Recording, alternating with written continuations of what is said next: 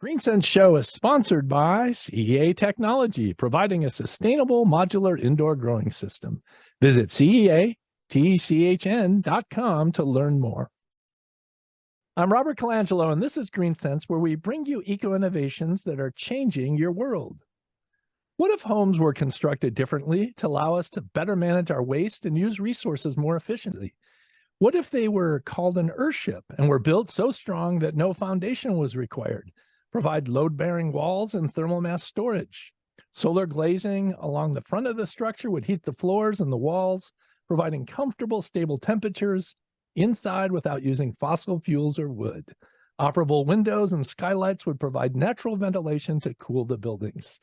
This week's guest is Deborah Binder, the Executive Director of Earthship Biotecture, to tell us more. Deborah, welcome to the GreenSense Show. Thank you so much. I'm glad to be here. Well, originally you're from the Canary Islands in Spain. You've worked in 6 different continents, speak 3 languages fluently, and have managed over 25 Earthship construction projects. So I have to ask you, the Canary Islands is a tropical paradise with one of the best climates in the world. Why did you leave? You know, I get that question a lot, for sure. I guess I got island fever. You ever heard of island fever? Yes. There's only so far you can run if you're on an island. So, but not just that, you know, I mean, my dream would be obviously someday to go back to the islands and do something in sustainable construction and sustainable homes there, because there's really no better way of doing that than on an island. Yes. You know, I had to leave the nest and go learn some stuff and hopefully someday go back. Well, you can always go back, but it's good to see the rest of the world, and you've done that. So let's get right into it. What's an Earthship? So an Earthship it's called an Earthship because it is a vessel, that's what we call it, that provides everything that you need. So if you're, for example, on a sailboat in the middle of the ocean, you need to provide for yourself everything that you need. So you need to provide your own food, obviously, your own drinking water, your own wash water. You need to be comfortable. You need to be warm if it gets cold. You need to be able to cool yourself if it gets too hot. You need to do something with your own waste that unfortunately comes out of all of our bodies, and with your trash. And so the concept of an Earthship is exactly that. It's, you know, living in a vessel that provides all of that for you, but obviously not in the middle of the ocean, but on planet Earth. So, and you know, because we don't want to be swimming all the time. So that's a great explanation. I appreciate that. Tell us about Earthship Biotecture. What do you do, and how does that relate to Earthships?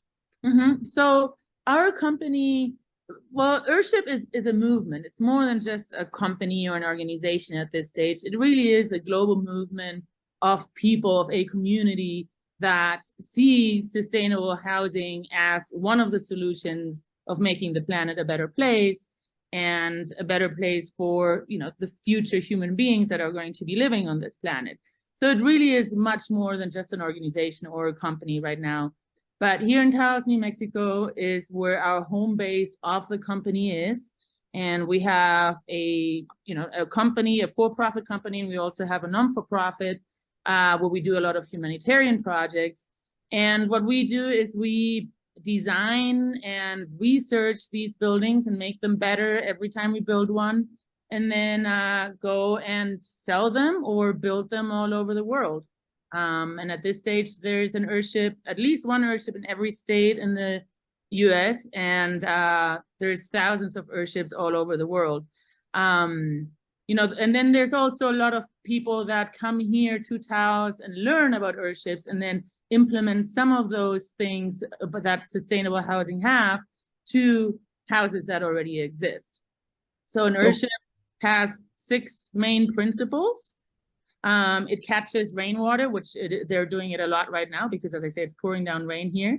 And they filter that rainwater then for consumption and for washing.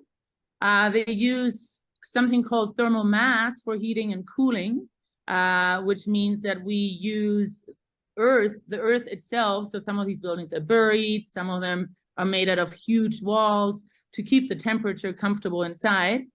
We also use renewable energy, so they're only on solar or wind energy. They're not plugged into any grid at all whatsoever. And then they produce their own food. They have a way of recycling wastewater. They have a gray water system and a black water system, for those that are familiar with it, which means that we have plants that recycle that water, and then that grows your own food, grows vegetables and fruit in your greenhouse. And the fun part about Earthships, which a lot of people see what is the distinctive thing about Earthships, is that they're built out of recycled materials. Not all of it, obviously, but about 55% of these buildings are made out of tires, old bottles, and they're actually pretty easy to build. So, you know, if you have some scrap tires in your backyard, you could go back there as soon as it stops raining and start building your own Earthship. Well, when I read about that and the use of the recycled materials, I envisioned ugly homes. But when I went on the website, it's amazing how beautiful these are, how unique they are, and how different they are in their design and structure. Tell me a little bit about that. Yeah, for sure. So in terms of the design, really you could adapt an Earthship to any type of design. There's very modern Earthships out there. There's, you know, tiny little studios, and we've made big 2-story, 5-bedroom, 5-bathroom houses, which can be very Gaudi-esque sometimes.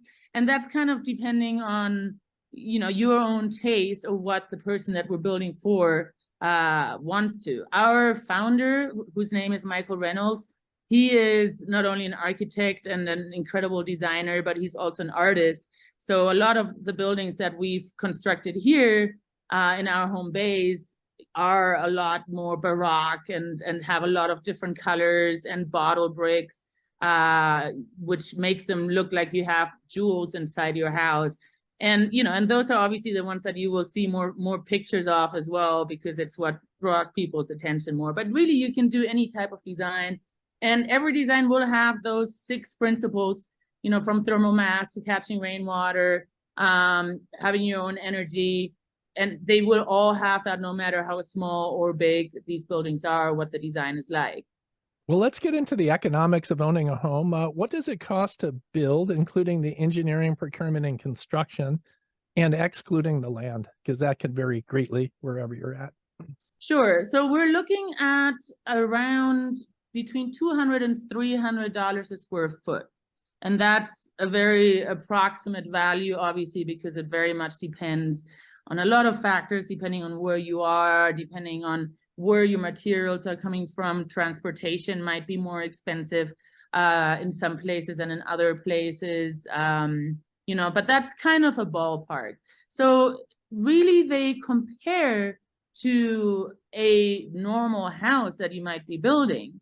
They're actually not that much cheaper to build, but where you're saving money is once you have your house built and you're moving in, because you're never ever going to have any utility bills. You're never going to be paying for any electricity bills, for any water bills. That comes all included in the price, pretty much in the package. And that's what makes these buildings so unique. I mean, you know, I think we're all familiar with how especially electricity bills have gone up incredibly in some places. I mean, I was looking even in Spain the other day, they're 300% higher than what they were last year. California's through the roof. And, you know, not having to worry about that, not having to pay that, but also not having to worry about the grid, you know, going down or anything happening. You know, we've had a lot of cases. We've built in Puerto Rico, for example, where the whole island is out of power after a storm, and the people that are on the Earthship are totally fine because you have your independent solar electricity. And so that's where the real savings come from. And does that include all in? Is that the engineering, design, procurement, the appliances? Yeah, okay. Absolutely. That's so it's equivalent to a mid to a high-end home on the cost. What about the construction? You know, these are very unique structures. How do you find a contractor to build these? So usually what we do is that we have a few different ways of getting these done. We have an academy program here in Taos, which is our Earthship school. And so we have about 200 to 250 students that come here every year. and stay with us for a month, and they have both lessons in class and on the field. And most of these people then go and learn, obviously, how to build them here, and then go and build their own. If you know, a lot of people obviously don't have that time and just want to have an Earthship build, they come to us, and then what we do is that we organize a workshop where we come in with our crew. We usually bring a bunch of volunteers or students with us too that want to help build these, and that kind of brings the cost down for the client a little bit as well. And we knock them out basically in a month. So in a whole month, you have a structure that is enclosed.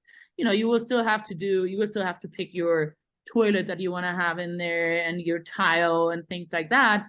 But we do everything that is Earthship specific. Then, you know, after that, we kind of hand it over to you or to the contractor of your choice to do all the finishes. I've found that the building code in America varies greatly from state to state, from locale to locale, and that it can be one of the biggest obstacles in sustainable innovation. Any special issues in permitting an Earthship? Oh, we've had a lot, for sure. You're not the only one. No, I mean, I've been involved with this for 10 years now, and you know, it is kind of interesting. When I first started, there was so much red tape. It was, you know, very difficult to do any of this. Now, fortunately, through COVID and through all the disasters that have happened in the last 4 or 5 years, things actually have become a lot easier. And which is great. You know, we did a build, I remember in 2015 in Colorado, in Salida, and it was very difficult to get the permit for it, and especially do the permitting for the tires and for the water recycling part. Those are kind of the two things that are most difficult. And now, people in the planning departments in Colorado, whenever I contact them, they're like, oh my God, you want to build an Earthship here? Yes, please, of course, and pretty much welcome us with open arms. So, you know, it has changed a lot. And I think with you know, there's a lot more knowledge out there now that we need something like this because we need to be taking care of our planet more. And so that's what's making it easier and easier. The 2 places that I've found, or 3 places that are most difficult still, are California in the US for sure. And then in Europe, Italy, and Spain, which is kind of funny because you would think that those 3 places, just climate-wise, would be ideal for Earthships. But, you know, step by step and little by little, poquito a poquito, as we say, hopefully we'll get there. Well, water is a big issue in Western states, especially in Colorado. Being able to use rain barrels and diverting it from recharging the aquifer can always be a challenge out there. Do you find that it's easier to build in rural areas versus more urbanized ones, or is that just the opposite? No, for sure. We do a lot of our builds in rural areas. And I think that also comes with the type of people that want to live sustainably and that want to be independent. And they usually want to be in a more, I don't want to say secluded, but maybe in a more quiet place. So we do a lot of our builds in rural areas, but we've also done them in town centers. We did a build in Ushuaia in Argentina, right in the middle of it. And we've have designs actually even to build Earthships on top of a skyscraper in New York, which is still kind of one of the projects that is still there and might still happen at some point. But, you know, right now we're also kind of overwhelmed and have a lot of different projects going on. But that is something that is still there. You know, one thing we do like as well is if people come here and then start adapting the Earthship principles to normal buildings, to conventional houses, because obviously you can't just, you know, tear down every house that exists in the world already and build an Earthship instead. So that is something that we look at a lot too, is just retrofitting existing buildings already.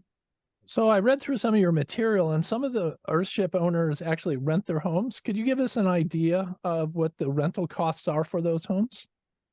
Yeah, we right here in Taos, and well, everywhere really, you can Airbnb Earthships. We have a nightly rentals program here as well. And, you know, all that profit goes back into building these and into our school. But we really encourage people to spend a night in an Earthship because it is very different, you know, you and I just chatting about this, or if you're actually going into one and you spend a night in an Earthship, especially if it's winter and it's, you know, freezing cold outside and you have 3 feet of snow and you're staying in this beautiful building, you're feeling cozy, you're feeling comfortable, and you're seeing bananas and pineapples growing in the greenhouse. I mean, that is just an absolutely spectacular experience, which I would invite anybody to do at least once, or put it on your bucket list, because it is incredible. And so yeah, we have here in Taos, there's about between our buildings and other buildings, there's probably between 20 and 25 Earthships that are available for nightly rentals. But they're all over the world as well. I mean, as I said. And what do they range in price? It's between, I mean, there's everything from studios to 3-bedroom, 3-bathroom buildings. So they probably, I estimate that they probably range between $80 and all the way up to $220 a night. Oh, but that's great. Like you said, it's a great way to experience it without actually owning one. And then once you get hooked on it, then you could make a decision to build your own. For sure. It's very easy to get hooked on them. Well, they look excellent when I looked at all your pictures. So one of the questions I had, you know, the climate varies so much in the U.S., from the arid Southwest that's hot and dry to the Midwest, where we have extreme hot temperatures, to extreme cold temperatures with lots of snow. Do you have to make any provisions to the functionality of these buildings based on where they're located? Yes, we do adapt them a little bit. We have it down now to a model that pretty much the basics of it works everywhere in the world. And we have 4 different Earthship models that have these characteristics. But then, of course, anywhere where we are, the first thing that we will look at is the climate.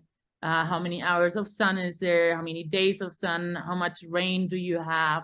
And then we kind of modify the design of it a little bit depending on that. So we might have a bigger roof span in places where it doesn't rain that much, and bigger cisterns in a place that it doesn't rain that much, so that you can capture, harvest, and store more water at once.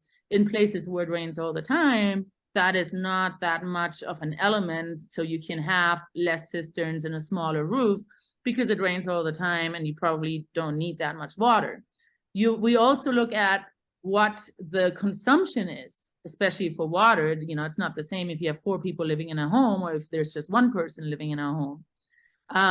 Then we look at the solar system. So we work with our own licensed solar engineers here to make sure that we have a big enough of a solar power system so that you don't run out of power just because it's cloudy for 3 days in a row.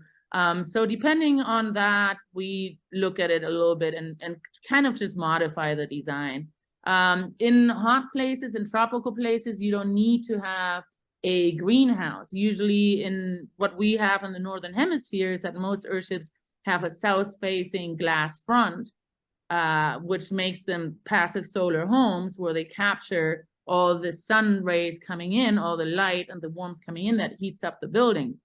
If you are in a tropical place, for example, if you are in Puerto Rico or in Haiti or in any tropical place, you don't need that because you need to be cooling the building, not heating it. So we modify the design a little bit. But as I say, we have 4 key models, one being a little bit more economic. You can have a 2-bedroom, 2-bathroom house for $250,000, to a global model Earthship, which is what we call, which is kind of like the luxury version of an Earthship, which would be more about, you know, $500,000 to $600,000. And to us, it's important that we have that range, again, to make sure that everybody's needs are covered. The more economic one, we're actually looking at doing an affordable housing project with, which we're looking at rolling out in the next couple months. So don't tell anyone, just kidding. And looking at actually working with grants and with you know, local planning offices to make sure that we can somehow launch this affordable housing program, because high rent is unfortunately a problem in many places. And you know, there's a lot of programs out there, but if you give somebody a house but you still need to be paying really high utility bills, that is not that great than if you have a you know, an affordable housing program with a house where you don't have these bills, and that takes care of you. So. Well, these homes are very cool, and I think they're hard to describe over the radio. So a picture's worth 1,000 words, and your website, earthshipbiotecture.com, earthshipbiotecture.com, will allow you to view examples of earth homes that you've built. So I encourage people and our listeners to go take a look at that. Deborah, is there anything else you'd like to share with our listeners, or any closing comments you have? Come on down. No, I was actually going to mention that one of the things about Earthships that's great is that they have very good audio in them, because they have these really thick tire walls. So they're very good for radio shows. So, you know, next time you want to talk about Earthships, if you want to do it from down here in Taos, New Mexico, please feel free. And of course, inviting all the listeners too. It's really, it's a, you know, privilege for me to be able to talk to so many people about this. And I'm very passionate about it. And, you know, hoping that it is not the solution to all of our problems, but it is one of the solutions to kind of go in a better place. Well, and that's why we got you on the show, because we do have to change our built environment. We do have to conserve our resources, and you've got something that you're putting into action. You're evolving your concept and getting it more efficient every time you build. So I really enjoyed talking with you, and thank you for joining us on the GreenSense show. Thank you so much. My pleasure.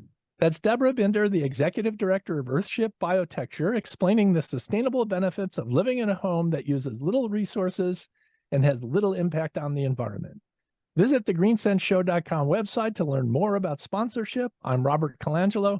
Thank you for listening to GreenSense, and check out the GreenSense Minute every Thursday and Saturday on 105.9 FM, WBBM, Chicago. Thank you. That was wonderful.